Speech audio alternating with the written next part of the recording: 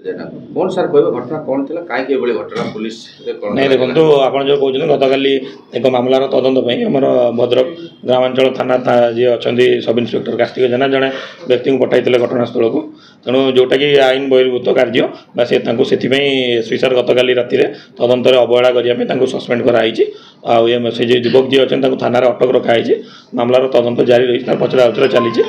तदंत पर पुनर् सविशेष तथ्य मुझे तेज सर से जो पीयूष पंडा आम भी दीर्घ दिन देखु से थाना बस कार्य कर सर पुलिस कर्मचारी ना आप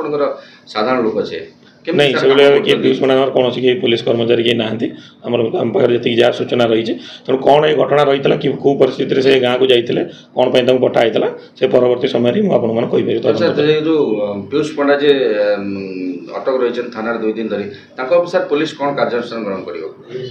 गतकाली ही से अटक रखाई आनी पचरा उचरा जारी रही देखिए तदंत पर कौन इनवल्वमेंट रही कौ परिस्थिति से जाते कौन कर तेणु से आईनगत हिसाब से विरुद्ध जहाँ कार्यानुष्ठान कथा नि